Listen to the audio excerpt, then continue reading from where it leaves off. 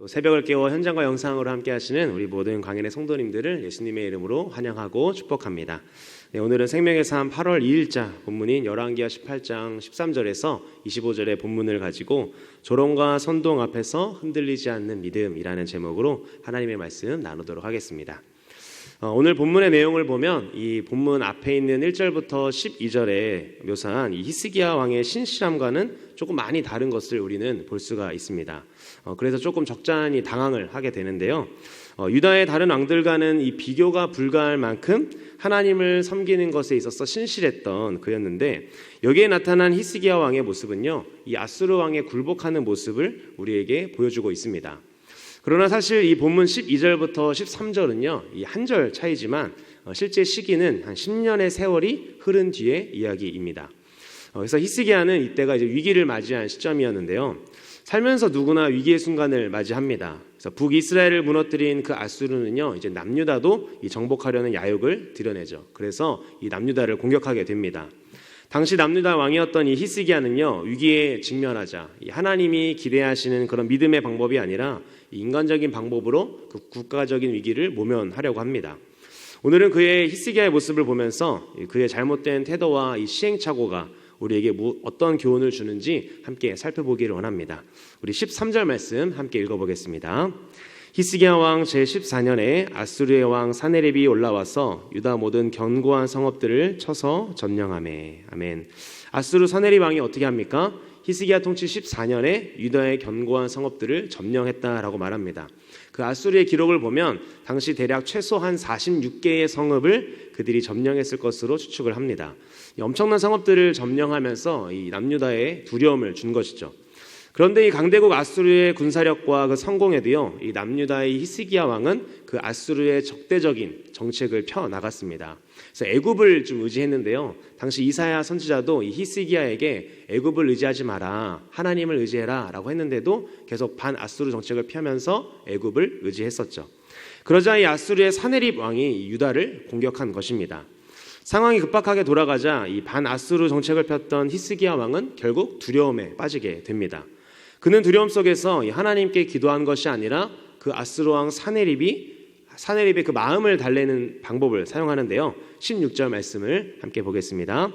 또 그때 유다 왕 히스기야가 여호와의 성전 문의 금과 자기가 모든 기둥에 입힌 금을 벗겨 모두 아수르 왕에게 주었더라. 아멘. 어떻게 마음을 달랩니까? 아수르 왕이 요구한 대로 은 300달란트와 그리고 금 30달란트를 이 조공으로 바치기로 결정을 합니다. 히스기야 왕은 그 감당하기 벅찬 그 조공을 마련하기 위해서 왕국의 모든 보물과 그리고 성전 문에 입혔던 그 금까지 벗겨서 이 사네립에게 바치게 되죠. 이것만 건네주면 더 이상 어려움은 없겠지, 더 이상 저들이 공격하지 않겠지, 그렇게 생각했던 히스기야의 생각과는 다르게 상황은 또 다르게 흘러갑니다. 이런 인간적인 방법이 그 사네립의 마음을 달래고 또 그의 야심을 바꾸기는커녕 오히려 국가적으로 막대한 손해를 끼치게 되죠. 여러분, 결국 하나님보다 사람을 더 두려워하게 되면요, 우리는 잘못된 길로 빠지기 쉽습니다. 과거 이스라엘 백성들도 어땠습니까?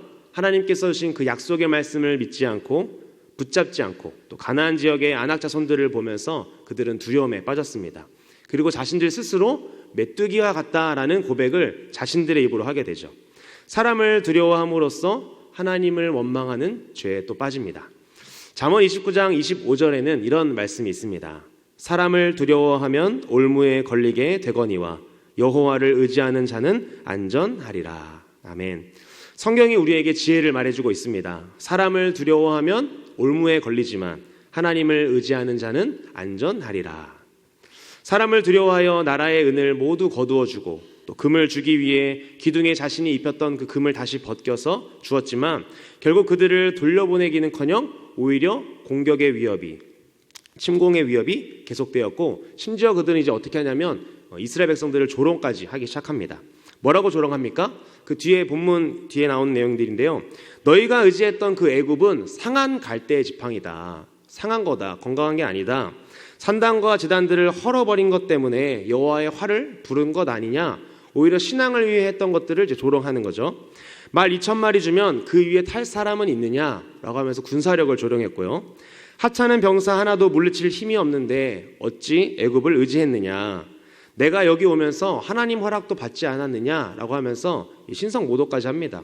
그래서 하나님께서 나에게 너희들을 치라고 했다라고 하는 이런 조론까지 하게 되죠. 히스기야가 하나님을 의지하지 않고 또 세상을 의지하고 또 자신이 가진 것을 의지하고 물질을 의지했는데 결국 조롱을 받게 되고 이 모욕적인 일들로 다가왔습니다. 여러분은 하나님을 어떻게 의지하고 계십니까? 우리가 하나님을 반쯤 의지하고 또 적당히 의지하고 99% 의지해서는 세상을 이길 수가 없습니다. 왜 그렇습니까? 그렇게 하게 되면 우리의 힘으로 자꾸 삶을 이어나가려고 하기 때문입니다. 우리는요, 하나님을 99%가 아니라 100% 의지해야 하는 줄 믿습니다. 성경은 하나님을 의지하는 자가 안전하다라고 우리에게 말해줍니다. 진정한 안전이 무엇입니까? 상황과 환경이 바뀌어도 하나님께서 나의 산성이고 또한 방패가 되어주시기에 두려워하지 않는 것, 이것이 진정한 안전인 줄 믿습니다. 저와 여러분이 어떠한 상황에서도 그 사람과 문제를 두려워하는 것이 아니라 하나님을 두려워하고 또한 경외함으로 우리의 피난처 되신 주님만 붙잡는 하나님의 사람 되기를 예수님의 이름으로 간절히 축복합니다. 이어서 우리 19절 말씀 함께 보겠습니다. 랍사게가 그들에게 이르되 너희는 히스기야에게 말하라. 대왕 아수르의 왕의 말씀이 내가 의뢰하는 이 의뢰가 무엇이냐. 아멘. 아수르 왕이 보낸 그 랍사게가 뭐라고 질문하는 것입니까? 아수르의 군사가 이렇게나 막강한데 도대체 히스기야가 이 반아수르 정책을 펼치면서 의지하는 게 도대체 뭐냐? 너희가 무엇을 신뢰하기에 우리에게 이렇게 저항하느냐? 히스기야가 가진 그 자신감의 배경을 물어본 것입니다. 여러분, 이 세상에는요, 이 근자감이라는 말이 있습니다. 무슨 뜻입니까? 근거 없는 자신감이죠. 이 근거도 없는데 이 자신감을 가지고 살아가는 사람들, 모습을 보여주는 사람들을 그렇게 칭합니다. 쟤는 도대체 무슨 근거로 저렇게 자신감을 가지고 말하고 행동하는 거지? 하는 겁니다. 그러나 그리스도인은 어떻습니까? 근거가 있는 자신감이 있어야 합니다. 무엇이 근거입니까? 내 삶의 주인이 하나님인 것, 또 살아계신 하나님께서 말씀하신 그 말씀이 나에게 있다는 것, 세상이 우리를 결코 무너뜨릴 수 없다라는 자신감인 줄 믿습니다. 사람은 누구나 이 선택과 결정의 순간을 맞이합니다. 평범한 일상 속에서 우리가 내린 선택으로 그 행복과 또 불행이 갈릴 때가 있죠. 그런데 우리가 다른 사람들의 삶에 영향을 미치는 그 위치에 있다면 우리가 하는 선택은 더 중요할 수밖에 없습니다. 한 나라의 왕과 같은 위치 말입니다. 특히 그리스도인들이 위기의 순간에 어떤 선택을 하느냐에 따라 우리의 신앙의 됨됨이가 드러나게 됩니다. 히스기야는 한 나라의 운명을 좌우하는 그 중요한 결정 앞에서 신앙인의 모습을 보여주는데 실패하고 말았습니다. 그는 하나님을 경외하는 사람으로 기도의 능력을 알고 있었던 사람이었습니다. 그럼에도 그는 이 국가적 위기 앞에서 하나님께 엎드리지 않는 모습을 보여주죠. 이전에는 전후 유다 여러 왕 중에 온전히 하나님을 의지한 왕이 이 히스기야 말고 없다라는 평가를 받았는데도 말입니다. 그는 눈앞에 보이는 그 상황과 또 사람을 두려워한 나머지 기도를 잃어버렸습니다. 하나님께 엎드려야 하는 것을 잊어버리고 말았죠. 그리고 문제를 해결하지도 못할 그 궁여지책을 재빠르게 실행에 옮기는 그 연약한 모습을 우리에게 보여주고 있습니다. 이런 히스기야와 달리 이 기도의 본을 보여준 성경의 인물이 있습니다. 누구일까요? 바로 구약에 나온 이 느헤미야라는 사람입니다. 그는 황폐화된 그 예루살렘의 소식을 듣고요, 나라를 복구하기 위해 왕의 도움을 청하기로 마음을 먹습니다. 그러나 그는 마음을 먹은 즉시 그 왕을 찾아간 것이 아니라 왕의 보좌에 나아가기 전에 먼저 만유의 통치자이신 하나님께 기도하며 뜻을 물었죠. 하나님은 그 느헤미야의 기도에 응답하셨고 그 아닥사스다 왕의 마음을 움직이셔서 그가 예루살렘 성벽과 그 백성들을 회복시키는데 필요한 모든 것들, 그 시간들을 또한 다 지원해 주었습니다. 여러분도 어떤 결정을 해야 하는 상황 속에서 섣불리 결정하기 전에 우리가 기도했으면 좋겠습니다. 하나님을 찾는 자에게 하나님은 응답하실 것이며 하나님의 뜻과 응답을 따라가는 자는 안전한 줄 믿습니다. 세상의 소리에 귀 기울이는 것이 아니라 기도를 통해 하나님의 소리에 귀를 기울이며 또 성령 하나님께서 주시는 그 마음의 감동에 따라 순종하는 저와 여러분 되기를 바랍니다. 이해하고 순종하는 것이 아니라 순종하게 되면 이해가 되는 은혜가 있을 것입니다. 이것을 경험하는 저와 여러분 되기를 간절히 축복합니다. 말씀을 맺도록 하겠습니다. 오늘 히스기야 왕의 모습을 통해서 우리에게 있어야 할 것이 무엇인지 함께 살펴보았습니다. 사람들은 위기를 당하면 자신이 평소에 가지고 있던 신념 또 혹은 그 가치관의 본 모습이 드러나게 됩니다. 우리에게는 우리의 필요를 아시는 하나님이 지금도 살아 계십니다.